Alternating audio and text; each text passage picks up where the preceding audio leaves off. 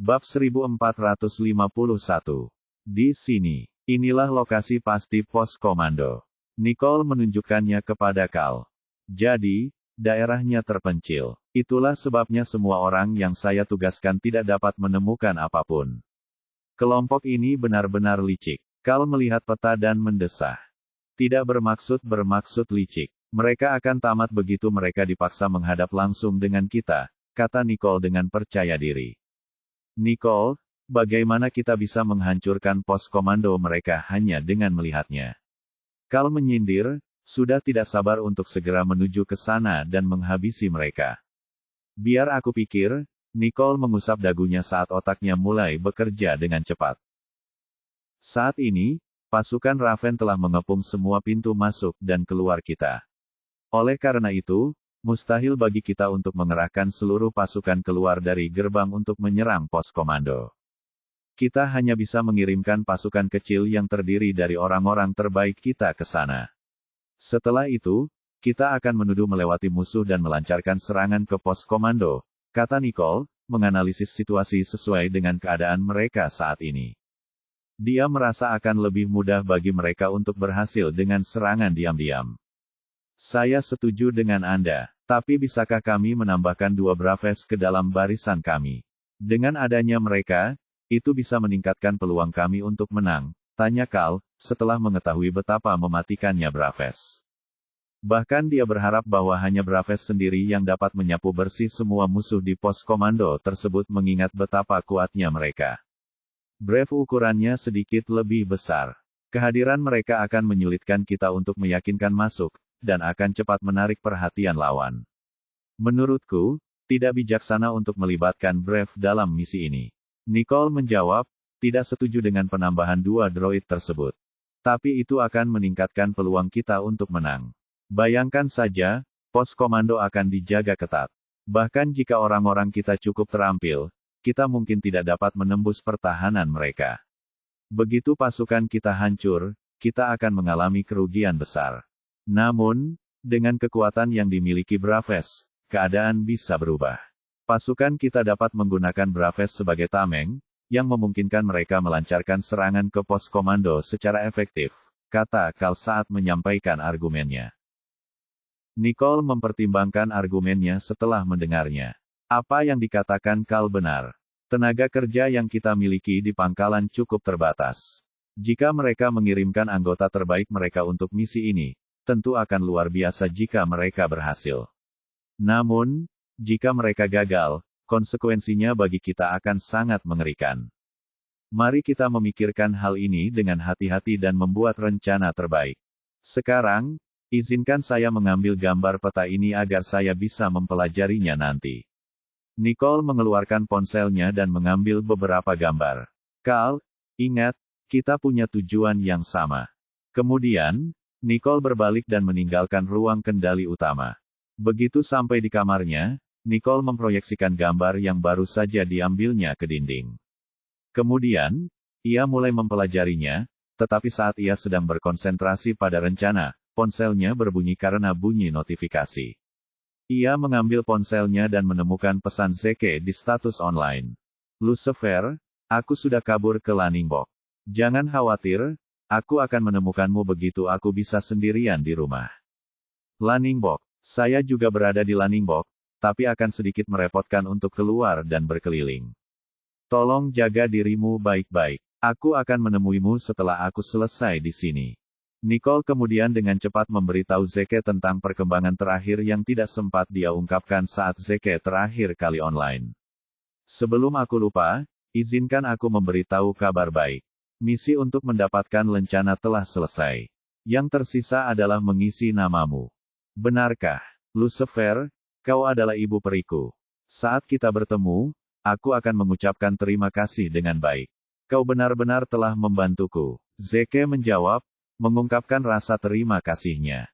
Dari pesannya sendiri, orang bisa mengetahui betapa bahagianya dia.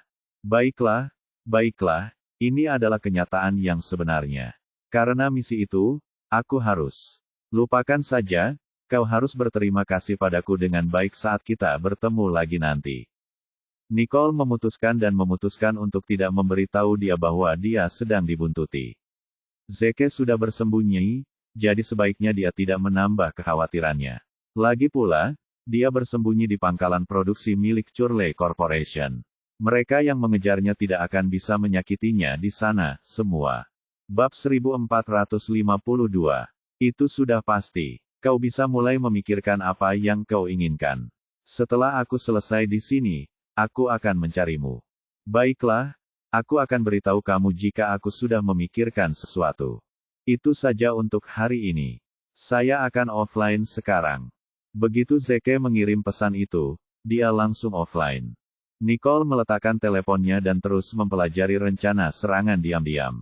Tiba-tiba, terdengar ketukan di pintu. Masuklah. Nicole tahu bahwa orang itu tidak lain adalah Carl, karena tidak ada orang lain yang akan datang mencarinya. Carl mendorong pintu hingga terbuka dan masuk sambil memegang segelas minuman di tangannya. Di sana, dia mendapati Nicole sedang mempelajari peta dan berkata, "Di sini." Nicole mengambil cangkir kopi dari tangan Carl. "Kalau kamu di sini, siapa yang mengurus ruang kontrol pusat?" "Oh, semuanya sudah terurus dengan baik. Tidak ada yang perlu dikhawatirkan. Apakah kamu masih memikirkan rencana itu?" Carl melihat peta dan bertanya. "Ya, medan di sekitar pos komando itu cukup rumit. Aku sedang memikirkan cara untuk menguasai dan menghancurkan pos komando itu sekaligus." Nicole menoleh ke peta dan mulai berpikir. Akan menjadi tantangan bagi kita untuk mengalahkan mereka saat ini juga. Kurasa kita harus menjalankan rencana kita dengan perlahan dan memikirkan strategi keluar. Carl menatap Nicole. Dia ingin mengerjakan rencananya selangkah demi selangkah.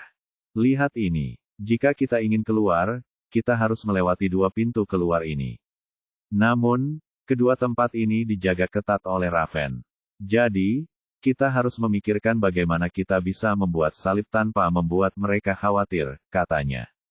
"Saya sudah memikirkan hal ini." "Kau sudah memikirkannya. Apa idemu?" Carl menatap Nicole dengan dahi berkerut. "Kita tidak bisa menggunakan pintu keluar manapun. Kita tidak bisa menggunakan salah satu dari mereka. Kalau begitu, kita tidak punya jalan keluar lain." Carl menjawab Nicole dengan tatapan ragu. "Ada jalan. Mungkin, jalan itu terlalu tersembunyi sehingga tidak ada yang bisa menemukannya." Nicole menyeringai. "Jalan yang mana?" Carl menatap Nicole dengan kaget, karena dia sudah berada di pangkalan itu cukup lama, namun, dia tidak tahu tentang jalan keluar ketiga. "Lihat di sini, di sisi paling barat pangkalan. Ada sungai di sana. Kita bisa menyeberangi sungai ini." Nicole menunjuk peta agar Carl melihatnya. Carl langsung memusatkan pandangannya ke sungai itu, sambil bertanya-tanya mengapa ia tidak pernah berpikir untuk melewati sungai itu. "Kurasa kita tidak mungkin melakukan itu, Nicole. Aku ingat tidak ada jembatan di sungai itu, dan arusnya cukup kuat. Hampir mustahil bagi manusia untuk berenang di dalamnya." Carl menjelaskan. Mengingat hari pertama dia berpatroli di tempat itu. Memang, dia telah memeriksa tempat itu, hanya untuk mengetahui bahwa arusnya sangat kuat, dan itulah sebabnya dia tidak repot-repot membuat pertahanan di sana. Berdasarkan penilaiannya, tidak ada orang waras yang akan memilih rute yang melibatkan penyeberangan sungai yang berbahaya seperti itu. Memang benar manusia tidak akan bisa berenang melewatinya. Tapi kita bisa memasang kabel di kedua sisi tepian sungai. Medan kita agak lebih tinggi, jadi akan lebih mudah bagi kita untuk pergi ke sana. Dengan begitu, kita bisa menyeberang dengan cepat dan mudah, kata Nicole tanpa ragu. Begitu Carl mendengar ide itu, ia langsung menyadari bahwa itu adalah rencana yang layak. Ia mulai tersenyum saat melihat peta itu. "Nicole, kamu benar-benar hebat. Ini ide terbaik yang pernah ada." Carl berbalik dan memujinya dengan kagum. Bab 1453. Jangan terlalu berharap. Kita mungkin bisa menyelesaikan masalah yang kita hadapi sekarang, tetapi kita masih harus mempelajari masalah ini dengan saksama dan merencanakan beberapa langkah selanjutnya terlebih dahulu sebagai persiapan untuk kejadian berikutnya, kata Nicole tanpa pikir panjang. Kata-katanya memadamkan antusiasme Carl. "Kenapa kau lakukan ini? Merusak acaraku dan sebagainya," gerutu Carl, meskipun sedetik kemudian dia maju dan duduk di sebelahnya. Saat aku tiba, aku melihat hanya sedikit orang yang berani berjalan di jalan, dan anggota Raven akan berbaur dengan kerumunan dan membentuk kelompok yang terdiri dari 2 hingga 3 orang. Jumlah mereka tidak banyak, aku tahu, tetapi menurutku akan lebih baik jika orang-orang kita menghindari mereka untuk saat ini.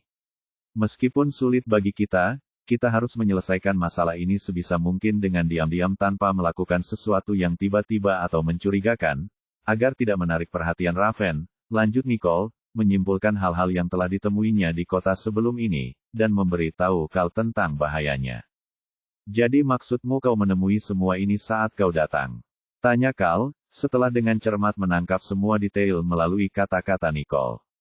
Aku baik-baik saja, tapi aku diganggu oleh 2 orang yang bertingkah mencurigakan. Saat Nicole mengatakan ini, gambaran sebuah mobil meledak tepat di belakangnya muncul di benaknya. 2 orang. Apakah mereka membiarkanmu pergi, atau kamu membantu mereka? Cal menatap mata Nicole dan bertanya. Tentu saja, aku tidak mencari masalah. Aku ingin kau tahu bahwa aku orang yang tidak berbahaya. Nicole menatap Cal dengan alis terangkat. Ya benar. Cal membalas, tidak percaya dengan pernyataan bahwa dia sama sekali tidak berbahaya. Intinya, ingat apa yang telah kukatakan, dan kau akan dapat dengan mudah menghindari mereka. Tampaknya mereka memiliki rencana yang cerdik, jadi jangan membuat keributan sekecil apapun sebelum mereka mengungkap rencana besar mereka. Nicole menatap mata Cal dan memperingatkan. Jangan khawatir, jawabnya. Aku akan mengingat apapun yang kau katakan padaku dengan jelas. Sekarang, bisakah kau ceritakan tentang cara? Aku tidak tahu banyak tentang cara. Aku harus mencari tahu lebih banyak tentang mereka. Masalahnya, ada banyak penjaga yang berpatroli di pos komando, jadi kita harus membagi pasukan kita menjadi 2 kelompok. 1 untuk memancing penjaga pergi dan 1 lagi untuk membunuh mereka yang ada di dalam pos komando. Sambil berbicara, Nicole mulai meneliti cara di komputer sementara Cal melihat peta area yang akan mereka masuki. Tidak ada gedung tinggi di sekitar sini. Akan sulit bagi kita untuk menembak mereka karena tidak ada dataran tinggi. Namun, membagi mereka menjadi 2 kelompok adalah salah satu cara untuk mengatasinya. Tetap saja, tidak akan mudah untuk mengalahkan mereka jika jumlah orang di area itu terlalu banyak. Carr mengerutkan kening sambil memikirkan kemungkinan skenario. Nicole, sejauh menyangkut pasukan kita, kurasa tidak bijaksana untuk mengerahkan jumlah yang terlalu sedikit, atau kita berisiko kalah jumlah dengan mudah. Apa yang Anda katakan itu benar. Jumlah kami seharusnya tidak terlalu sedikit, mengingat banyaknya petugas yang berpatroli di pos komando, jawabnya. Ngomong-ngomong, apakah ada cukup bacon cadangan untuk semua orang? Nicole tiba-tiba teringat dan bertanya. Tidak banyak yang tersisa, tapi lebih dari cukup untuk seluruh pasukan elit, jawab Cal sambil menatap Nicole. Bagus sekali. Kita harus menyediakan dan memperlengkapi orang-orang yang akan ditugaskan dalam misi ini dengan baik. Kita akan mencari solusi untuk mengganti peralatan yang kurang nanti, rencana Nicole. Oke, ayo, lihat ini. Ini informasi yang kutemukan tentang cara. Nicole meletakkan komputer di atas meja. Cara tampaknya tidak memiliki informasi berharga apapun. Bagaimana mungkin orang biasa bisa menduduki posisi kepemimpinan di Raven? Tanyanya. Dan yang lebih penting adalah, bagaimana kita mengamankan basis produksi Curley, dan bagaimana pemimpin Raven bisa mengirim orang seperti itu ke sini. Ini tidak masuk akal, kata Cal dengan ekspresi bingung. Karena dia sudah memimpin Raven, pasti ada sesuatu yang istimewa tentangnya. Kita tidak boleh meremehkan dan meremehkannya. Mungkin caranya menyelesaikan sesuatu sangat berbeda dari yang lain di Raven. Beritahu bawahanmu bahwa kita harus lebih memperhatikan saat kita bertarung. Mundurlah saat keadaan menjadi tidak biasa, dan ingatlah untuk tidak gegabah dalam bertarung. Jelas Nicole, memiliki firasat bahwa cara adalah orang yang aneh. Baiklah, sekarang setelah kupikir-pikir, mengingat ini semua yang bisa kita ketahui tentangnya, aku harus mengakui bahwa masih banyak yang belum kita ketahui tentangnya. Haruskah kita mengirim beberapa orang untuk mengumpulkan informasi tentangnya? Cal menatap Nicole dan bertanya. Bab 1454. Meskipun kita perlu mencari tahu lebih banyak tentang cara, situasi kita saat ini menyulitkan kita untuk mengirim orang-orang kita. Jalan dan sungai tidak dapat diakses lagi. Kita juga tidak bisa membiarkan Raven mengetahui rute-rute ini, kata Nicole dengan nada suara serius. Ya, kau bisa melanjutkan dan mencoba mencari informasi lebih lanjut tentang ini. Cal menatap Nicole, berasumsi bahwa akan lebih aman untuk menyelidikinya secara daring. Baiklah, aku akan mencobanya lagi. Nicole mulai mengetik, jari-jarinya bergerak cepat di atas keyboard. Tiba-tiba, sebuah suara terdengar dari walkie-talkie Cal. Ada 4 regu yang mendekati pangkalan dengan tertib. Baiklah, aku akan segera ke sana, jawab Cal segera. Silakan saja, aku akan tetap di sini dan melanjutkan penyelidikan dan perencanaan, kata Nicole kepada Cal. Baiklah, aku akan kembali untuk berdiskusi denganmu setelah aku menangani serangan si Raven. Cal berdiri dan pergi begitu dia menyelesaikan kalimatnya. Bagaimana keadaan di luar sana? Cal masuk ke ruang kontrol pusat dan bertanya. Mereka hampir berada dalam jangkauan kita, salah satu bawahannya melaporkan. Siapkan semua orang. Begitu mereka berada dalam jangkauan, mereka akan menjadi tidak berdaya. Aku akan membunuh setiap orang yang mendekat. Mobil, perintahnya dengan ekspresi serius di wajahnya. Ya, Tuan. Para Braves kemudian dikerahkan ke berbagai posisi vital di seluruh pangkalan. Persenjataan mereka diarahkan ke arah gerak maju Raven yang tampak seolah mereka sedang berbaris menuju kematian di depan pintu musuh. Di bawah komando Cara, Raven tiba-tiba melaju lebih cepat, dengan keempat regu menyerang gerbang pangkalan hampir bersamaan. Kedua belah pihak kemudian terlibat dalam baku tembak sengit lainnya. Di ruang kendali utama, Cal memantau situasi, memberikan perintah sesekali untuk menyesuaikan dan mengubah strategi pertahanannya setiap kali terjadi perubahan. Tiba-tiba, Nicole masuk sambil membawa laptopnya. Cal, lihat ini. Nicole menunjukkan layar komputernya kepada Cal. Apakah ini informasi pribadi Cara? Cal menatap Nicole dengan heran. Benar sekali. Dia adalah anak angkat sang pemimpin, yang berarti dia telah belajar dari ayahnya selama beberapa waktu. Dia mungkin dikirim ke markas produksi Curley karena sang pemimpin ingin dia mendapatkan beberapa pengalaman. Nicole menganalisis berdasarkan situasi dan informasi yang diberikan. Jadi, menurut Anda, dia adalah anggota organisasi yang sangat berharga. Kalau tidak, dia tidak akan dipercayakan dengan tugas seperti ini, simpul Cal. Ya, bagaimana upaya pengepungan Raven sekarang? Apakah mereka semakin agresif?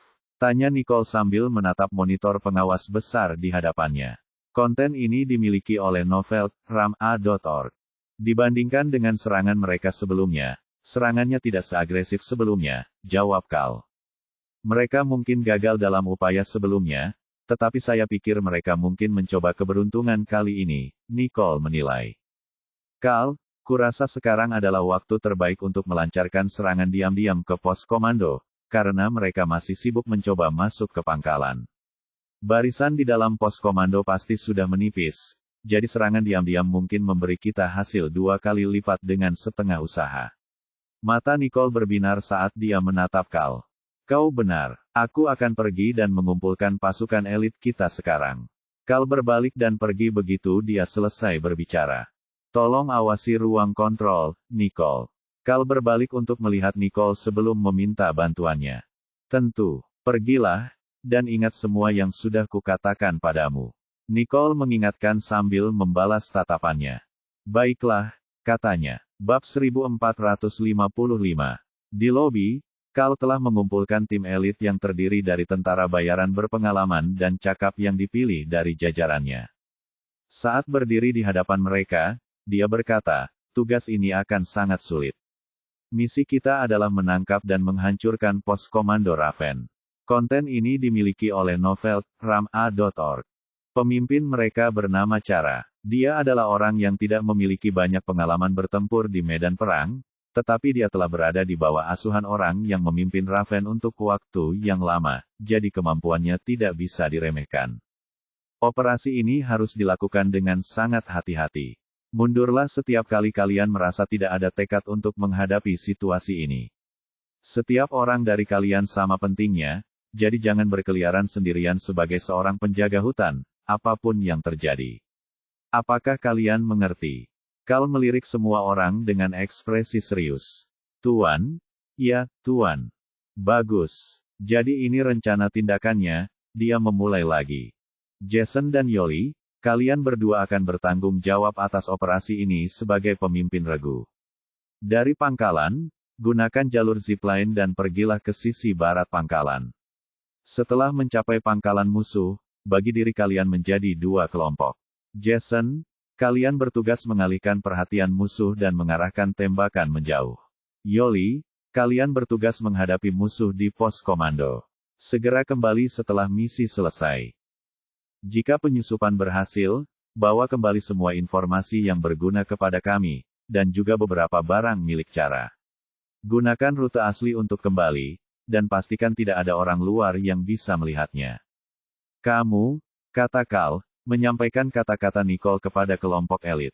Dan itulah strateginya. Jika kalian menemui masalah selama operasi, kalian dapat membuat keputusan sendiri tanpa melaporkan situasi tersebut ke pangkalan. Sekarang, kumpulkan dan periksa perlengkapan kalian, semuanya. Jika kalian sudah mendapatkan semua yang kalian butuhkan, kalian dapat mulai. Kal menatap mereka dan memberi perintah.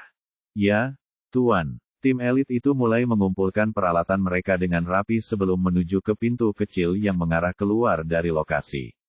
Kal kemudian memerintahkan salah satu dari mereka untuk membukanya, setelah itu ia mengawasi mereka meninggalkan pangkalan. Pada saat yang sama, Raven, yang terlibat dalam pertempuran sengit di luar pangkalan produksi tidak menyadari bahwa pasukan elit perlahan-lahan menuju pos komando mereka. Untuk memperlancar proses mereka menyelinap keluar dari pangkalan, Kal memerintahkan beberapa pasukan untuk mengarahkan garis tembak mereka menjauh dari area tempat pasukan elit berada. Pertarungan berlangsung sepanjang pagi, dengan kedua belah pihak mulai kelelahan menjelang siang. Tak lama kemudian, sang Raven mulai mundur. Ketika Kal melihat pasukan Raven mundur, ia menjadi khawatir kalau terjadi sesuatu, lalu ia segera menghubungi salah satu anak buahnya untuk menanyakan maksud pihak lawan.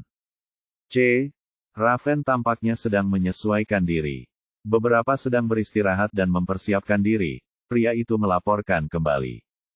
Baiklah, kalau begitu, awasi mereka dan terus kabari aku jika ada pergerakan terbaru dari mereka, perintah Kal. Ya, Tuan. Nicole, ayo kita cari sesuatu untuk dimakan. Kal menyarankan, karena tahu bahwa Nicole pasti lapar setelah berada di ruang kontrol sepanjang pagi. Tentu, di kafetaria, Nicole menatap Kal dan berkata, Kal, orang-orang yang telah kau tugasi untuk menjalankan misi ini. Apakah kau sudah mendapat kabar dari mereka? Belum, jawab Kal sambil melihat waktu. Nicole menarik napas dalam-dalam dan tetap bungkam. Setelah makan, ia kembali ke kamarnya untuk tidur sementara Kal kembali ke ruang kendali pusat untuk terus memantau situasi di luar. Nicole duduk dan mengeluarkan ponselnya sebelum membuka aplikasi pengawasan jarak jauh di perangkatnya dan melihat Fiorella duduk di samping Jared, yang masih terbaring tak bergerak di ranjang rumah sakitnya. Ia memegang buku di tangannya. Sepertinya dia sedang membacakan buku untuk Jared, pikir Nicole saat melihat Fiorella berhenti dan melirik Jared setelah membaca beberapa kalimat dari bukunya. Nicole lalu menggerakkan kamera pengintai, dan mendapati bahwa Jared dan Fiorella adalah satu-satunya orang di bangsal, sementara Martin tidak ditemukan dimanapun. Kemana perginya si bodoh itu? Aku meninggalkan Jared di tangannya dan dia bahkan tidak ada di sana. Dan mengapa Fiorella juga ada di sana? Gumam Nicole, merasa sangat kecewa. Nicole melanjutkan dengan menghubungi nomor Martin, dan menunggu dia menjawab. Nicole, kamu baik-baik saja. Martin segera menjawab panggilan Nicole sambil berjalan keluar dari ruang rapat. Bab 1456. Aku baik-baik saja, tapi apa masalahnya dengan Fiorella? Nicole bertanya langsung pada Martin. Fiorella Visser, apa yang sedang kamu bicarakan? Tanya Martin dengan ceroboh. Jangan pura-pura bodoh. Dia ada di bangsal Jared. Kau ingin aku melanjutkannya? Tanya Nicole, nadanya dingin. Dia tidak menduga Martin akan menyembunyikan informasi sepenting itu darinya. Saat itulah Martin tiba-tiba teringat kamera pengawas awan di bangsal. Nicole pasti melihat Fiorella lewat kamera itu. Jadi, kau sudah tahu tentang Fiorella, yah? Aku tidak bisa meninggalkan Jared sendirian di bangsal. Aku punya hal lain yang harus kuurus. Setelah mempertimbangkan dengan matang, kupikir Fiorella adalah orang yang paling cocok untuk merawat Jared, dan itulah mengapa aku mengambil keputusan itu, katanya dengan nada bersalah. Di mana Max saat kamu sibuk? Tanya Nicole.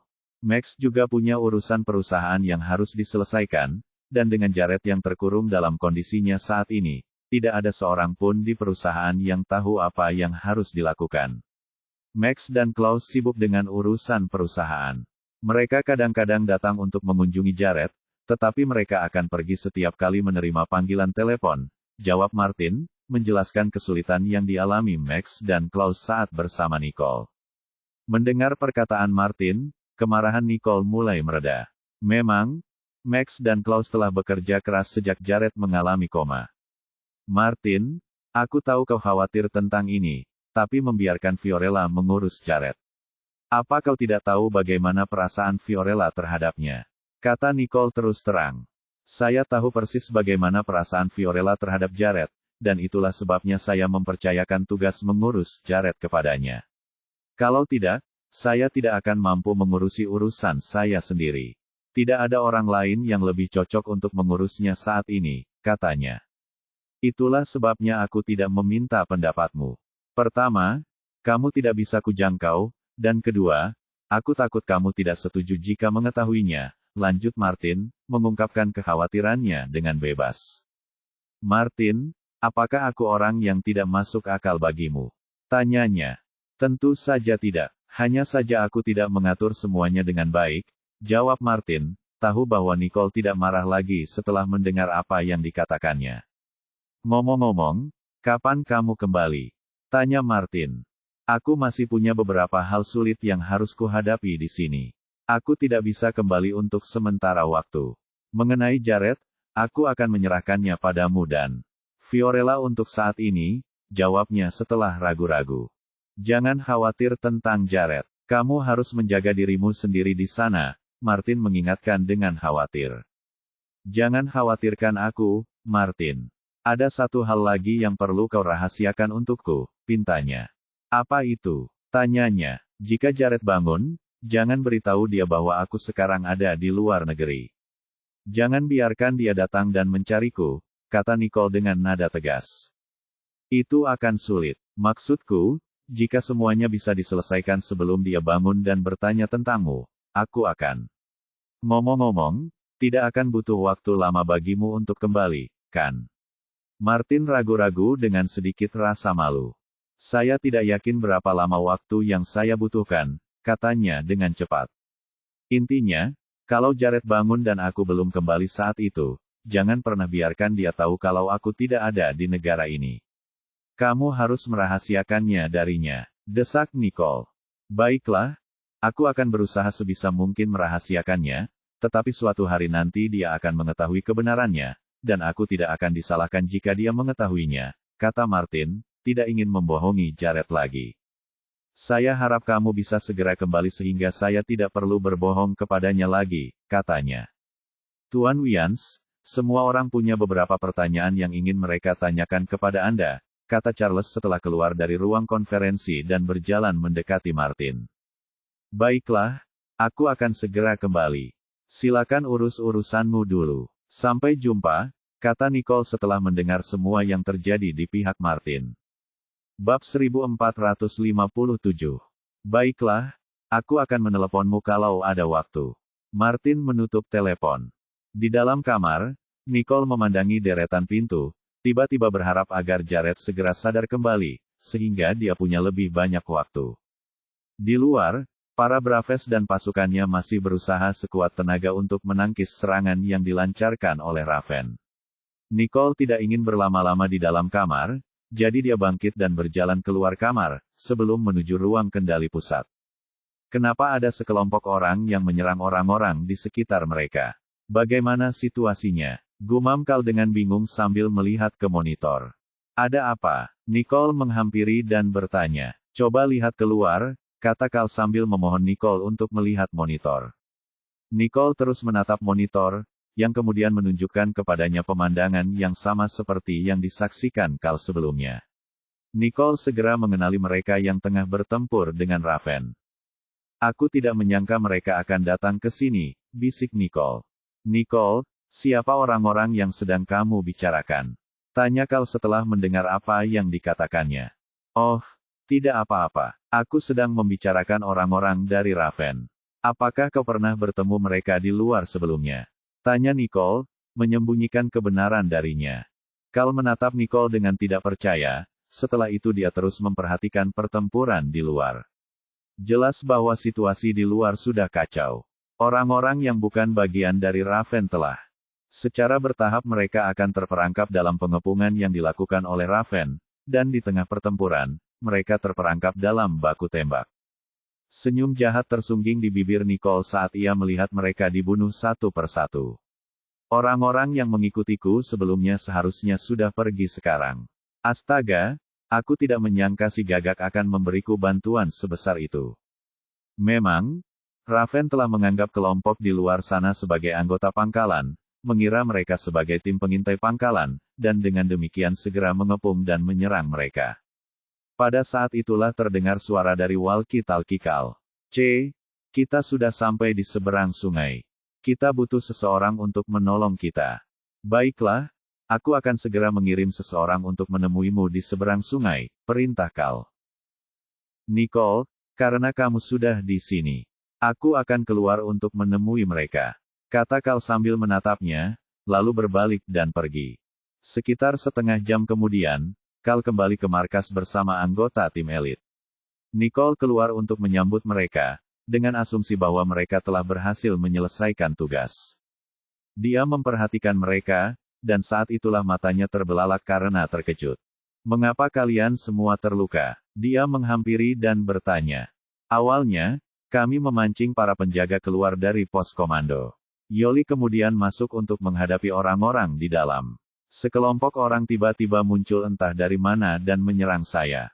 Kami beruntung karena kami mampu melawan untuk keluar, atau kalau tidak, kami akan dihajar habis-habisan, Jason melaporkan kepada Nicole.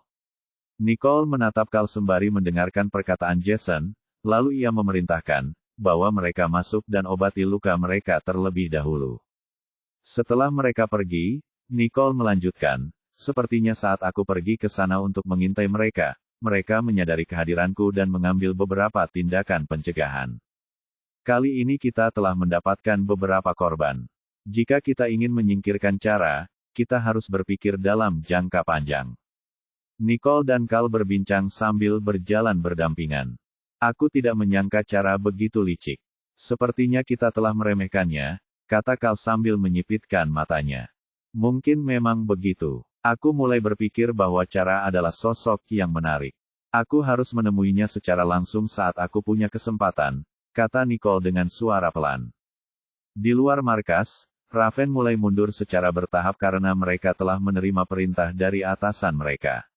Kemudian, markas produksi perlahan kembali ke keadaan tenang sebelumnya, dengan matahari terbenam di latar belakang. Bab 1458. Harvey datang untuk menjenguk Jared di rumah sakit hari ini, tetapi saat ia masuk, Martin tidak ada di sana. Sebaliknya, yang ada di hadapannya adalah Fiorella. Kenapa kamu di sini? Harvey menatap Fiorella dengan heran dan bertanya. Tuan Ellison, apakah Anda ke sini untuk mengunjungi Tuan Johnston? Tanya Fiorella, mengabaikan ekspresi terkejut di wajah Harvey. Menyadari bahwa dia tidak menjawab pertanyaannya, dia menatapnya dan bertanya, dilihat dari sikapmu yang setenang ini, aku berasumsi bahwa kamu sudah datang ke sini secara teratur, bukan? Apa maksudmu aku selalu datang ke sini? Aku selalu ke sini menemaninya, oke. Fiorella bangkit dari tempat duduknya dan menuangkan secangkir air untuk dirinya sendiri. Selalu ada di sini menemani Tuan Johnston. Apakah aku tidak salah dengar? Di mana Martin? Harvey menatap Fiorella dengan tidak percaya dan bertanya. Tentu saja, dokter, Wians punya urusan lain yang harus diurus, jadi dia tidak muncul hari ini. Fiorella melihat ekspresi terkejutnya, mengetahui bahwa Martin belum menceritakan semua ini kepadanya. Kenapa Martin begini? Bagaimana dia bisa mengizinkanmu masuk ke sini padahal Nicole sudah mempercayakan Jared padanya? Harvey bergumam tentang menelepon Martin. Fiorella mendengar gumaman Harvey yang keras, tetapi ia tidak menghentikannya. Sebaliknya, ia kembali ke ranjang rumah sakit Jared sambil membawa segelas air, lalu melanjutkan membacakan buku untuknya.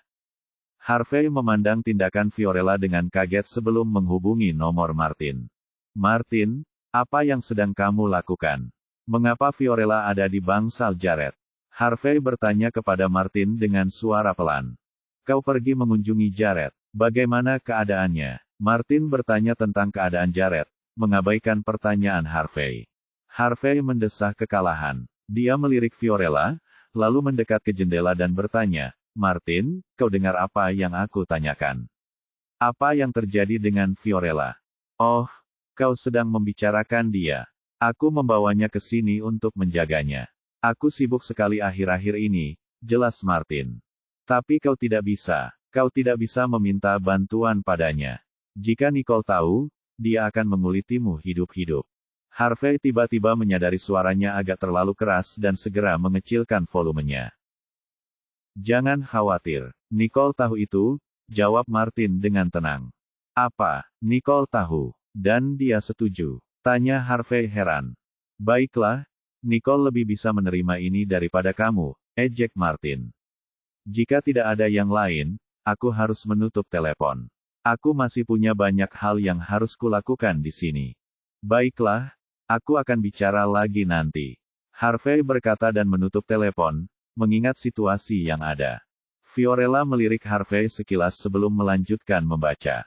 Harvey kemudian membalas tatapannya dan bertanya, apakah ada tanda-tanda Jared bangun? Tidak. Oh, kamu baca di sini. Harvey melirik sekilas buku di tangannya dan bertanya dengan santai. Ini buku kesukaan Tuan Johnston, jadi aku akan membacakannya untuknya. Fiorella menatap Jared dan berkata, oh, silakan lanjutkan saja. Ada yang harus kuurus jadi aku pergi dulu.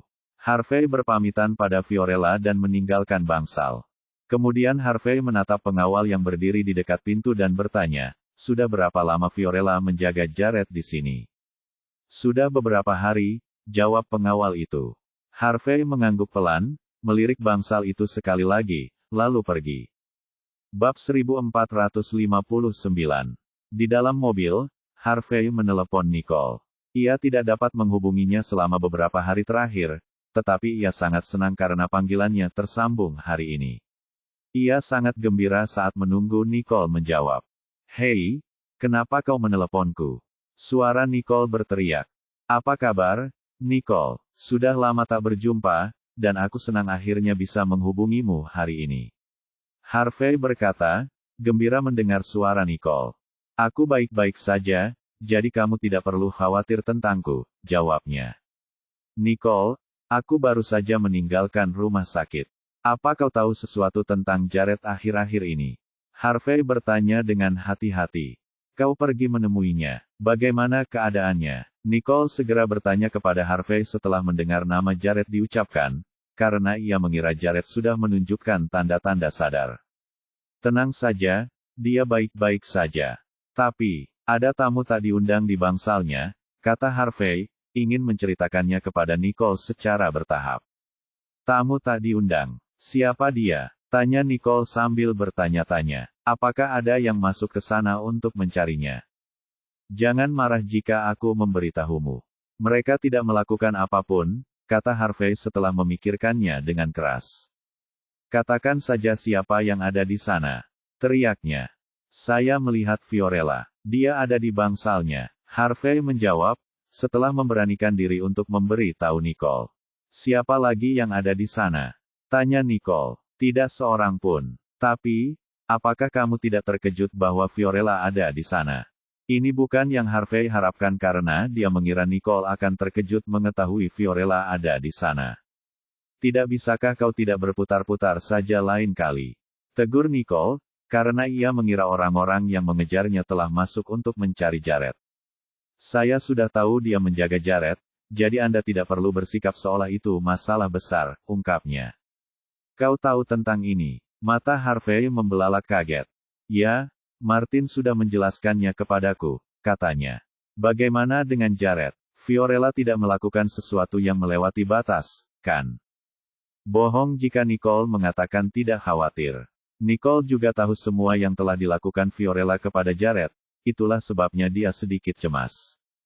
Dia sama saja seperti biasanya. Fiorella tidak bertindak berlebihan dan hanya membaca buku di sana. Dia bahkan mengatakan bahwa itu adalah buku yang disukai Jared, ungkapnya. Harvey belum pernah mendengar bahwa ada buku yang disukai Jared, jadi dia bertanya-tanya bagaimana Fiorella tahu tentang itu. Buku, tanya Nicole, sedikit terkejut. Ya, kamu nggak tahu buku apa yang Jared suka. Kelihatannya kamu nggak begitu memperhatikannya, goda Harvey. Kenapa aku tidak tahu? Selain membacakan cerita untuk Jared, apalagi yang dia lakukan? Nicole mengabaikan topik itu dan terus bertanya pada Harvey. Tidak ada, saya tidak lama di sana. Saya pergi saat melihat tidak ada yang aneh dengan Jared, kenang Harvey. Jika kamu ada waktu luang beberapa hari ini, tolong kunjungi Jared untukku dan beritahu aku jika terjadi sesuatu, pintanya. Harvey tahu apa yang dimaksud Nicole, dan berkata, tentu, aku akan mengunjunginya beberapa hari sekali. Aku jamin kau akan menjadi orang pertama yang tahu jika sesuatu terjadi padanya. Tentu, terima kasih. Aku akan mentraktirmu makan malam saat aku kembali, kata Nicole. Kalau begitu, kau harus segera kembali. Jangan coba-coba menipuku dengan tawaran ini, kata Harvey. Sebenarnya, dia hanya ingin bertemu Nicole. Dia sangat bosan jika Nicole tidak ada di dekatnya, karena tidak ada seorang pun yang bisa diajaknya bicara. Baiklah, saya sedang sibuk dengan sesuatu di sini, jadi saya tutup teleponnya sekarang, katanya. Sampai jumpa. Kemudian, Nicole mengakhiri panggilannya. Bab 1460. Beberapa hari kemudian, Nicole dan Cal berencana untuk menyerang pos komando Raven sekali lagi, karena anggota tim elit yang terluka akibat diserang sudah mulai pulih. Nicole, istirahatlah. Kamu sudah bekerja keras sepanjang pagi. Cal menatap Nicole dengan khawatir. Tidak apa-apa, aku akan mempelajarinya lebih lama lagi. Nicole meliriknya sekilas sebelum kembali melihat peta. Mendengar ini, Cal mengambil peta itu darinya dan melipatnya. Apa yang sedang kamu lakukan? Aku masih melihatnya, tanya Nicole pada Cal.